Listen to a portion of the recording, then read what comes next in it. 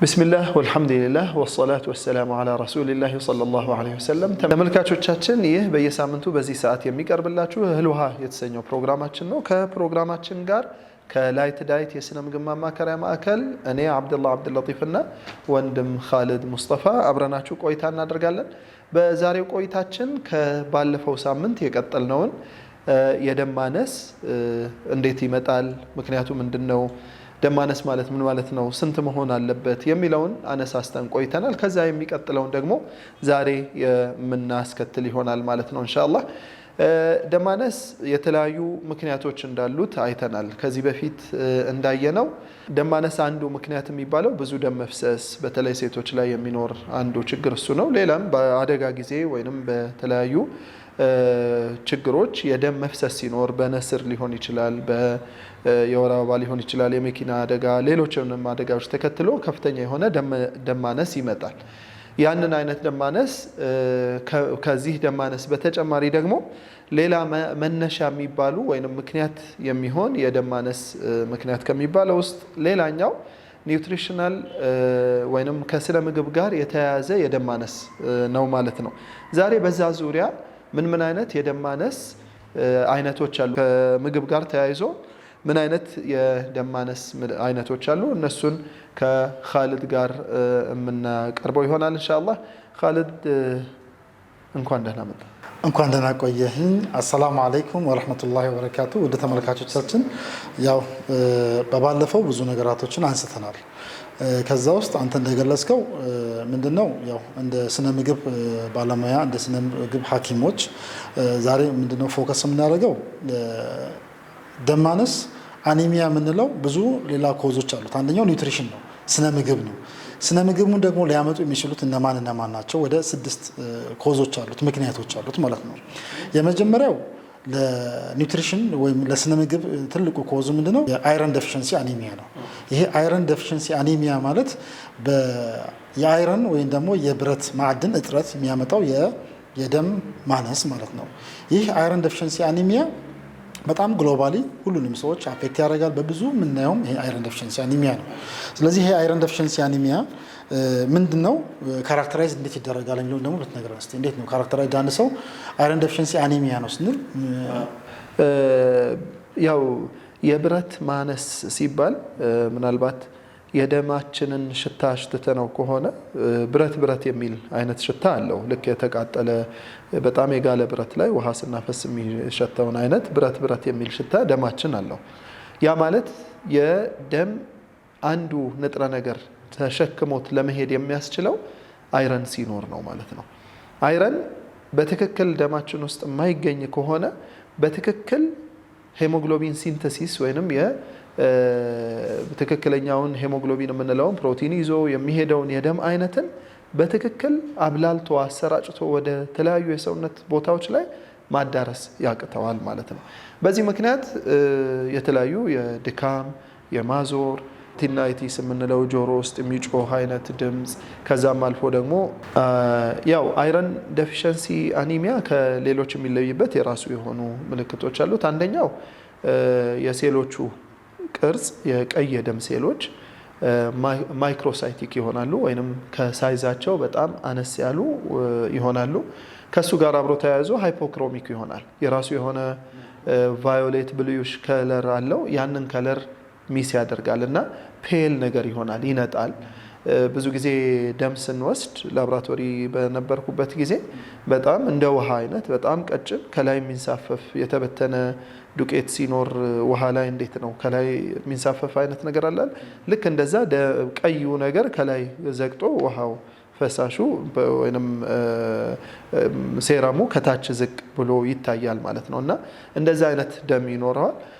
ከፍተኛ ድካም፣ ማዞር፣ መጨለም፣ ራስ ምታት፣ ጆሮ መጮህ፣ ከፍተኛ የሆነ የድካም ስሜት፣ ከዛም ባለፈ ደግሞ አንዳንድ ጊዜ ከፊት ወደ ኋላ የሚመጣ ራስ ምታት ይኖራቸዋል።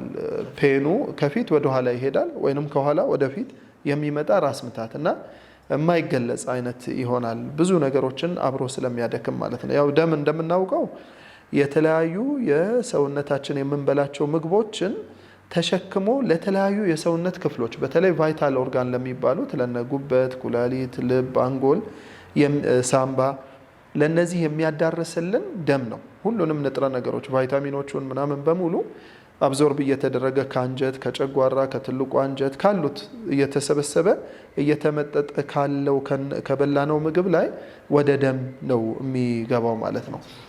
አዎ ደም ደግሞ ይዞ ምን ያደርጋል?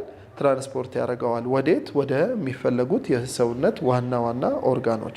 እነዛ ጋር መድረስ ሳይችል ሲቀር ወይንም የሚፈለገውን ነገር ሳይዝ ሲዞር ከፍተኛ የሆኑ እነዚህ አሁን የጠቀስናቸውን ድካሞች ይዞ ይመጣል ማለት ነው። በዛ ምክንያት አይረን ዴፊሸንሲ ደግሞ በተለይ የብረት ንጥረ ነገርን ከደም በማሳጣት በቂ የሆነ የአቅም እንዳይኖረው እንዳይሄድ ያደርገዋል። ስለዚህ የብረት ማዕድን በአይረን ውስጥ ሲያጥር ማለት ነው። ሲያጥር በዛ ምክንያት የሚመጣው የደም ማነስ። ግን ድሮ ላቦራቶሪ ቴክኒሽያን ላይ ያለ እንደዚህ ሳምፕል ስትወስድ ምናምን ገና ሳሰረው ምናምን ትለይ ነበር? ብዙ ጊዜ በደንብ ቢኮዝ በጣም የሚያስታውቅ ነው። በጣም ቀጭን ነው የሚሆነው። አሁን ላይ ብለድ ፊልም የሚሰራው ድሮፕ ይወሰዳል። ዲቫይስ አለች። እዛ ዲቫይስ ላይ ደም ይደረጋል። ያ ኪት ላይ ፋልሲፓረም፣ ቫይቫክስ እያለ ወባውን ይለይልናል። በፊት ግን የነበረን ምንድነው? ብለድ ፊልም እንወስዳለን። ከዛ ድሮፕ አድርገን ስሚር ነው የምናደርገው። ስሚር ስናደርገው ኢቨን ቴልና ሄድ አለው። ስሚር ስናደርግና ያ ቴልና ሄድ ራሱ በደንብ የማይለይ አይነት ይሆናል። በጣም ፔል ይሆናል እና በጣም ቀጭን በተለይ የነበርኩበት ሀረርጌ ላይ ጭሮ አብዛኛው ሰው አነሚክ ነበር። አብዛኛው ሰው ሊቫሎን የህፃናቱን ትተን አዋቂው ራሱ በጣም አነሚክ ነበር። ከዚህ በፊትም እንዳነሳ ነው 5-6 ሄሞግሎቢን ሆኖ 4-5 ሆኖ ወክ እያደረገ ይመጣል። ሱብሃንአላህ። ያው በጣም ምን ይመስላል? ለምሳሌ እኔ ደግሞ ዝም ብዬ ሳስበው ወደ እናንተ አካባቢ የዛ ጊዜ ሰው ከምግብ ጋር ለምሳሌ አብሮት የሚወስደው ትኩስ ነገራቶች ሻይ፣ ላይክ ቡና ኢሚዲየትሊ ነው እዛ የሚወስዱት። ሜይ ቢ አንዱ ኮዝ እሱ ነው ብዬ አስባለሁ። ሁለተኛ ማልኒትሪሽን በደንብ አለ። ማልኒትሪሽን ነበር፣ ከዛ ስታርቬሽን ነበር። የምግብ እጥረት ብቻ ሳይሆን የአመጋገብ ስርዓቱም የተመጣጠነ ነገር እያለም ማለት ነው። በተለይ እዛ አካባቢ ላይ እህል አለ ምናምን፣ አብዛኛው ግን እየተቀየረ ወደ ጫት ማሳ ተቀይሯል። አሁን የዛኔም እያለ ራሱ በቃ አንድ አይነት ይሄ መልቲ ግሬን ነገሮች አይወስዱም። የተወሰነ ግሬን ማሽላ፣ ጤፍ ምናምን፣ ከዛ ውጪ ብዙም አይወሰድም እና በዛ ምክንያት ልጆቻቸው እንደዛ ናቸው። በጣም ብዙ ማልኒትሪሽን፣ አይረን ዴፊሸንሲ፣ ማይክሮኒትሪየንት ዴፊሸንሲ ያለበት ሀገር ተብሎ ከተለዩት ውስጥ አንዱ ሀረርጌ አካባቢ ነበር። ያው የሰቆጣው ምናምን እንደምናውቀው ማለት ነው። ያው ሌላው ምንድነው እንዳነሳው ያው ግልጽ ነው። አይረን ዴፊሸንሲ አኒሚያ በብዙ ምክንያቶች ደግሞ ሊመጣ ይችላል። ብዙ ጊዜ አንደኛው በቂ ያልሆነ የአይረን ምግብ መብላት፣ አይረን ያላቸው ምግቦች የተለያዩ ምግቦች እያሉ እነዛ ምግቦችን ችላ በማለት ሊሆን ይችላል፣ ባለማወቅ ሊሆን ይችላል። የነዛ የምግብ ማነስ አይረን ሪች የምንላቸው ምግቦችን አለማካተት አንደኛው የአይረን ወይ ደግሞ የማዕድን ውጥረት ሊያጋጥመን ይችላል። ሁለተኛ እነዚህ የምግብ ዳይቨርሲቲዎች የተለያዩ ምግቦችን አንድ ላይ አካቶ አለመመገብ። ለምሳሌ ምግብ ሲቀርብ ወይ ሽሮና ሽሮ ብቻ ሊሆን ይችላል። ለምሳሌ ጎመን ላይ ብዙ አይረን አለ። እህል በህል ሊሆን ይችላል እና እነዛን ያካተተ ምግብ አለመመገብ ምን ያመጣል? የአይረን እጥረት ሊያመጣ ይችላል። ሶስተኛው ደግሞ እነዚህ ሴሪያል ቤዝድ የሌላቸው ምግቦችን አለመመገብ። ለምሳሌ አሁን ብዙ አይረን ያለው ጤፍ ውስጥ ድሮ ስንማር አይደል ቱማች የሆነ አይረን አለው። እነዚህ አሁን ደግሞ እኛ መልቲ ግሬን ብለን የምናዘጋቸው የተለያዩ ድብልቅ እህሎችን ለምሳሌ ዳቦ ሲጋገር የስንዴና ስንዴ ብቻ ሊሆን ይችላል ወይ ደግሞ የገብስ ብቻ ሊሆን ይችላል። እነዚህ ግን የተሟሉ ሲሆኑ ሴሪያሉ በጣም ከፍተኛ ይኖራል፣ አይረን ሪች ያገኛሉ። ምን ይካተቱበት ማለት ነው? ከዚህ እንዳነሳ ነው ጠቅሰን ብናልፍ ይሻላል ብዬ ነው። ስንዴ ብቻ ከሚሆን እንደው ከስንዴ ከለርም ጥቁር ከለር ያለው ስንዴ ብንጠቀም፣ ገብስ ብንጠቀም፣ አጃ ብንጠቀም፣ ጥቁር ጤፍ ሁሉን ቀላቅለን እኩል መጠን አድርገን ማሽላ፣ ዘንጋዳ እነዚህ ብንጠቀም በጣም አይረናቸው ይጨምራል። ስለዚህ አኒሚያን አይረን ዴፊሸንሲ አኒሚያን ይህንን መከላከል እንችላለን ማለት ነው። በሁለተኛ ደረጃ ሪኳየርመንታቸው ማለትም ፍላጎታቸው ይጨምራል። በምን ጊዜ ነው? ለምሳሌ በእርግዝና ጊዜ አንድ እናት እርጉዝ በምትሆንበት ሰዓት ለልጁም ያስፈልገዋል፣ ለሷም ያስፈልጋታል። ስለዚህ በዛ ሰዓት በቂ ያልሆነ ምግቦችን ካልወሰደች የምን ሎስ ያጋጥማታል ማለት ነው? የአይረን ዴፊሽንሲ አኒሚያ። እንደዚሁም ደግሞ የምታጠባም እናት ለምን በቀን ውስጥ ብዙ ወደ 500 ካሎሪ የሚያክል በብረስት ፊዲንግ ወይ ደግሞ ጡት በማጥባት ታቃጥላለች እና ይህን እያጠባች ግን ምግብ ማታገኝ ከሆነ አይረን ሪች የሆኑ ምግቦችን ማታገኝ ከሆነ የደም ማነስ ሊያጋጥማት ይችላል ነው። ሌላው ደግሞ እነዚህ ስፓርት ኦፍ ግሮዝ ያላቸው በጣም ቶሎ የሚያድጉ ህጻናቶች ለምሳሌ ሴቶች ልክ 7 8 9 አሁን ኢትዮጵያ ውስጥ ሜንሰስ እያዩ ነው አይደል? ወዲያው ፔቨሪቲ የምንለው ነገር እየመጣ ነው። ስለዚህ በዛ ጊዜ እድገታቸውም ስለሚፈልግ ግን በቂ ምግብ ማያገኙ ከሆነ በዛ ጊዜ የአይረን ዴፊሽንሲ አኒሚያ ያጋጥማቸዋል ነው። ሌላው የክሮኒክ ብለድ ሎስ ካላቸው ልክ አንጀት ላይ ለምሳሌ የጨጓራ መቅሶል ሊሆን ይችላል፣ ወይ ደግሞ በፊንጢጣ ላይ የሚወጣ የሄሞራይድ ችግር ካለ እነዚህም የኪንታሮት ችግር ካለ አይረን ዴፊሽንሲ አኒሚያ ይመጣል። ሌላው ጀነራሊ ለአይረን ዴፊሽንሲ ብለን ያስቀመጥናቸው ስፔሲፊክ የሆኑ እነሱም ብቻ ሊጠቁሙ ነው የሚችሉ ቤታችን አንድ ሰው አይረን ዴፊሽንሲ አለበት ወይ የለበትም እናትም ልጇን ማወቅ ትችላለች። እሷም እንዳለባት ወይ ደግሞ ቤተሰብ ላይ እንዳለበት የሚያውቁበት በቀላሉ የምናይባቸው ምልክቶች አሉ። አንደኛው ፒካ ምንም እሱ ምንድን ነው? እስቲ ለምሳሌ ብታስረዳልኝ። ፒካ ማለት የተወሰኑ ነገሮችን በተለይ አይረን የሚሸታቸውን ነገር መርጠው መብላት አንዱ ምልክታቸው ነው። አይረን ዴፊሽንሲ ያለባቸው ሰዎች በተለይ እርግዝና ላይ በረዶ ወይ ደግሞ አፈር፣ ጭቃ እንደዚህ ሊበሉ ይችላሉ። እንደውም ምን ይላሉ የኛ አስተማሪዎች ድሮ ስንማር ፈረንጆቹ በረዶ ያምሯቸዋል፣ የኛ ሀገሮቹ ደግሞ ጭቃ ነው የሚያምራቸው በረዶ ስለሌለ ይሉ ነበርና አንደኛው በዚህ ለምሳሌ አንዳንዱ በእርግዝና ጊዜም ይሄ ነገር ይሸታቸዋል፣ ያምራቸዋል፣ ፍላጎት መጨመር ይሄ ነገር ካለ አይረን ዴፊሽንሲ አኒሚያ እንዳላቸው። እዚህ ላይ በተጨማሪ ህፃናትም ሆነው አንዳንድ ጊዜ አፈር ከግድግዳ ላይ እየቆፈሩ የሚበሉ ህፃናት አሉ። ይመጣሉ ክሊኒክ ላይ እና አሸዋ ይበላል፣ አሸዋ ትበላለች፣ አፈር ትበላለች። ቤት ውስጥ ጠርገን እንኳን እንትን ካልን ከአፈር ጎረቤት ሄደው አፈር ቆፍረው የግድግዳ አፈር ቆፍረው ይበላሉ። ያን ሁሉ የምናወጣው ይሄ ሁሉ የፒካ ኢተርስ ምልክት ነው። የሄሞግሎቢን የአይረን ዴፊሽንት ሲሆኑ ይሄንን የሚሸታቸውን ብረት የሚላቸውን ነገር እሱን ለማካካስ ሲሉ ይወስዳሉ። ይሄ ለየት የሚያደርገው አይረን ዴፊሽንሲን አንዱ ምልክት ይሄ ነው። ሁለተኛው ምንድነው? ኮሊኖቺያ። ይሄ ምንድነው? ለምሳሌ ጥፍራችን እንደ ማንኪያ ስፑን ምን ይሉታል በእንግሊዝኛ ስፑን ሼፕድ ኔልስ ይሉታል። ስለዚህ ጥፍራችንን ስንመለከተው እንደ ማንኪያ እንደዚህ ጠፍጠፍ ያለ ወይ ደግሞ ጎርጎድ ያለ የማንኪያ አይነት ካሳየን ይሄ ምንድነው? አይረን ዴፊሽንሲ አኒሚያ አላቸው ብለን ምልክቱን ማየት እንችላለን በየቤታችን ማለት ነው። ጥፍሮቻቸውን መመልከት፣ እንደዚህ አፈር ፍላጎት ያላቸው ልጆችን መመልከት፣ እንደዚሁም ደግሞ ጸጉራቸውን ሲያበጥሩ እናትም ትሁን ልጅም ሲሆን እንደዚህ የተሰባበረ መውደቅ ሊያጋጠም ይችላል። ሌላው ደግሞ በተጨማሪ ጥፍራቸው ራሱ ስብርብር እያለም ይወድቃል። ጥፍራቸው ሼፑን ከመቀየሩ ውጭ ደግሞ እየተሰባበረ ዝም ብሎ ፍንቅል እያለ የሚወድቅ ከሆነ ይሄ የአይረን ዴፊሽንሲ አኒሚያ ነው ብለን ይሄንን አይተን ወይ ደግሞ ወደ ጤና ተቋም መሄድ ወይ ደግሞ ቼክአፕ አድርጎ እንዲታዩ ሪኮመንድ ማድረግ ነው። መመርመር ያስፈልጋል። ስለዚህ ምንድነው እንዴት እነዚህን ሰዎች እንዴት ነው አይረን ዴፊሽንሲ አኒሚያ ያላቸው ልጆችን እንዴት መከላከል ይቻላል? ፕሪቬንሽን ያው ተጨማሪ ጉዳት እንዳይመጣ ሁለት አይነት ፕሪቬንሽን መንገዶች አሉት። ፕራይመሪ ፕሪቬንሽን እና ሰከንደሪ ፕሪቬንሽን የምንለው ወይንም ቅድመ የመጀመሪያ ደረጃ መከላከልና ሁለተኛ ደረጃ መከላከል።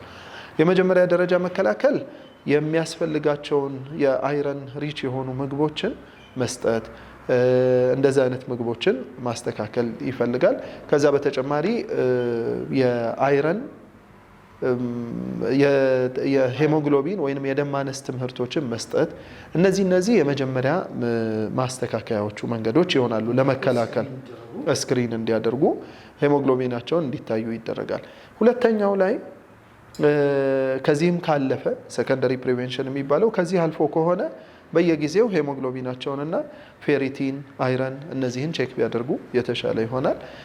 ከዛ በተጨማሪ ደግሞ ዲዎርም ማድረግ ወይንም የትላትል መድኃኒቶችን በየጊዜው መስጠት።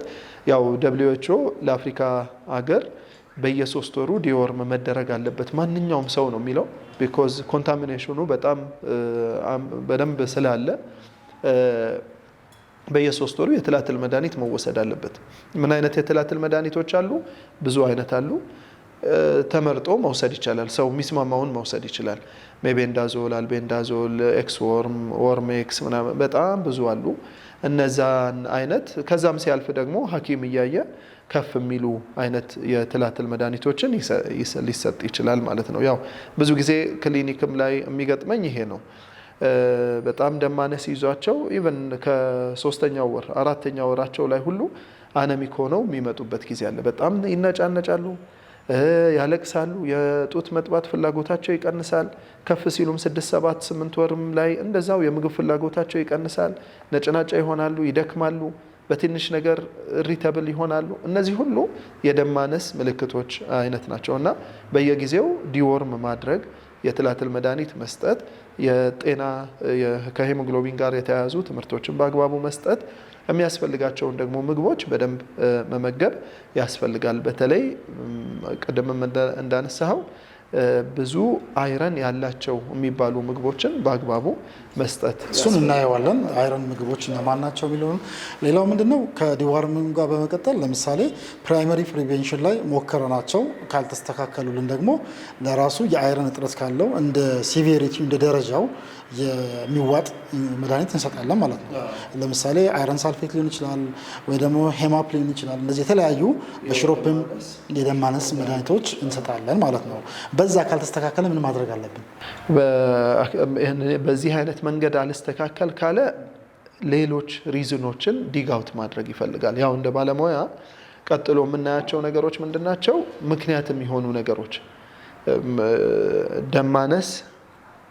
ደም ማነሳቸውን ምክንያት የሚሆናቸው ነገር ምንድን ነው? ለምሳሌ የአንጀት መቆጣት ሊሆን ይችላል፣ የጨጓራ መድማት ሊሆን ይችላል፣ ሄሞሮይድ ሊሆን ይችላል፣ አናል ፊሸር የምንለው የፊንጢጣ አካባቢ መሰንጠቅና መድማት ይሆናል፣ ኪንታሮት ሊሆን ይችላል፣ ነስር ሊሆን ይችላል። ከዛም አልፎ ሌሎች ደም ማነስን ሊያመጡ የሚችሉ ከደም በሽታ ጋር የተያያዙ ከውስጥ በሽታ ከጉበት ጋር ከመቅኒ አቅም ጋር እነዚህ ጋር የተያያዙ ነገሮችን ቼክ ለማድረግ ያስፈልጋል ማለት ነው። ምክንያቱም የደም ማነስ ምክንያት 1 እና 2 ምክንያት ብቻ አይደለም። ደም ማነስ አንድ ኮዝ ነው፣ አንድ በሽታ ነው። በጣም ብዙ ግን ደም ማነስን የሚያመጡ በሽታዎች ስላሉ ማለት ነው። በቂ ኦክሲጅን ሳያገኙ የሚቆዩ ህፃናት ደም ማነስ እንደሚያገኛቸው ታውቃለህ። እንደዛ ማለት ነው። ስለዚህ በጣም ብዙ ምክንያቶች ስላሉት እነዛን ነገሮች በደንብ ይሄ ሳምባችን ኦክሲጅን የመሸከም አቅም አለው። የራሱ የሆነ የመሸከም አቅም የሚባል አለው። ያንን የመሸከም አቅም ሲያንስበት ለደም ማነስ ያጋለጣቸዋል ብዙ ህፃናትን። መርሐባ ተመልካቾቻችን፣ የዛሬውን በአይረን ዴፊሸንሲ አኒሚያ ላይ ያዘጋጀነውን ፕሮግራም የመጀመሪያውን ክፍል እዚህ ጋር አጠናቀናል። ኢንሻአላህ አይረን ዴፊሸንሲ አኒሚያ ምን አይነት ችግሮች ወይንም ኮምፕሊኬሽኖች ያስከትላል፣ ሳይታከም ቢቆይ ህፃናት ላይ፣ አዋቂዎች ላይ፣ እናቶች እነዚህ ላይ የሚያስከትላቸው የተለያዩ ችግሮች አሉና እነዛ ችግሮች ምን ይመስላሉ፣ መጨረሻስ መፍትሄው ምን ይሆናል የሚለውን ኢንሻአላህ በሚቀጥለው ሳምንት አላህ ፍቃዱ ይሁን የምናቀርብላችሁ ይሆናል። አብራችሁን ስለቆያችሁ ጀዛኩሙላሁ ኸይራን። በሚቀጥለው ሳምንት በተከታዩ ፕሮግራም እስከምንገናኝ ድረስ ኢንሻአላህ ከተቀሩት የእህል ውሃ ፕሮግራሞች ጋር ቆይታችሁን እንድታደርጉ ጠይቃለሁኝ። ወሰላሙ አለይኩም ወራህመቱላሂ ወበረካቱ።